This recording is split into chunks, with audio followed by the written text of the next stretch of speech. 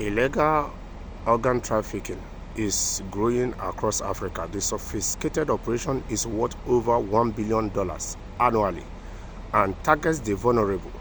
Lack of regulation and huge demand for organ drives the trade.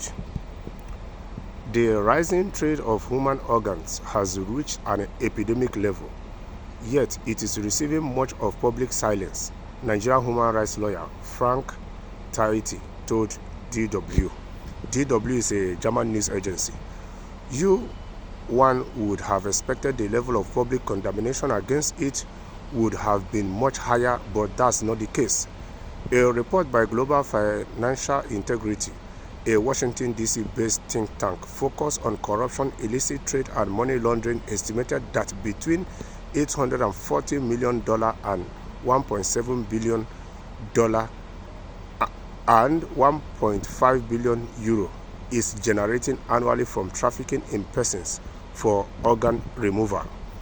Organ donation and transplantation are well-established medical practices that are important for sustaining patients with failing organs. The procedures can be highly successful when conducted with informed consent and transparency.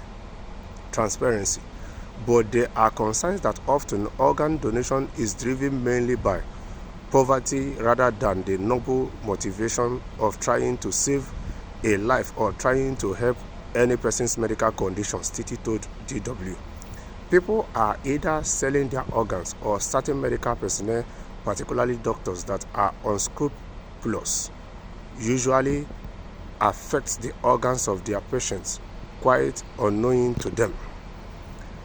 The sale of human organs is illegal across Africa. However, in 2022, the Kenyatta National Hospital in Nairobi, Kenya, felt compelled to put out a Facebook post reading, "We don't buy kidneys," after the medical institution said how much for kidney was their most inboxed question. But according to Willis Ukumo, a senior researcher at the Institute of Security Studies, not all irregular transplants are forced.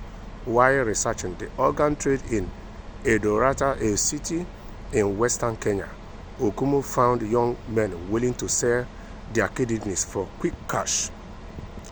They were not really being coerced in any way, he said, adding that donors were being offered as much as $6,000.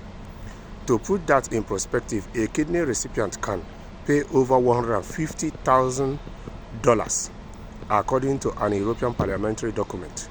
So it means that in the case of this Kenya, so the hospital can collect up to $150,000 and just pay a young man or a young woman who their government has failed them, and poverty is driving them to sell one of their kidney to use the $6,000 they are going to get out of the initial $150,000.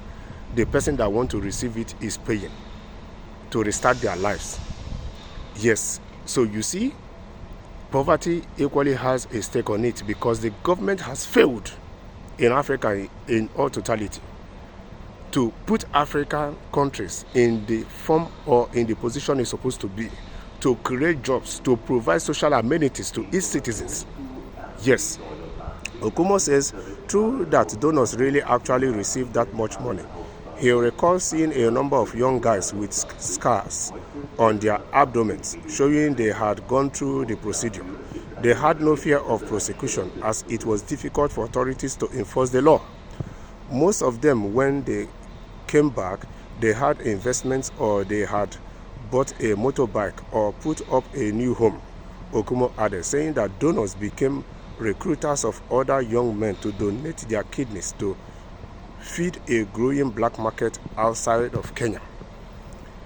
Though details about the illicit world of human organ trafficking are unclear, it is believed that Egypt, Libya, South Africa, Kenya, and Nigeria are the most affected countries in Africa. So these countries that are the most affected in Africa, Egypt, Libya, South Africa, and Nigeria.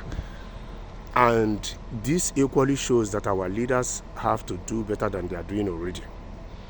Yes, because it is not right. You can't blame the people that that sees it as the only way for them to escape poverty or for them to elevate their family without even bothering if the other kidney they are leaving behind is healthy enough to keep them their entire lifetime. Because some of them might even go and sell one without knowing that the other one is not healthy, and later them themselves will start having kidney issues or start having serious health problems that the 6,000 they collect won't even be enough to save them out of the problem that they will find themselves into, and if care is not taken, it might cost them their lives. So African governments, please and please, you people have a whole lot of homework to do. The earlier the better. The earlier you people start rebuilding Africa, the better. The earlier you people start investing in your people, the better. The earlier you people start pushing ideas, developments that are centered on your different nations, on your people, to promote your country, to promote your people, to elevate your people, to help your people to navigate through life easily, the better for all of us. The better some of these kind of issues will stop happening in Africa.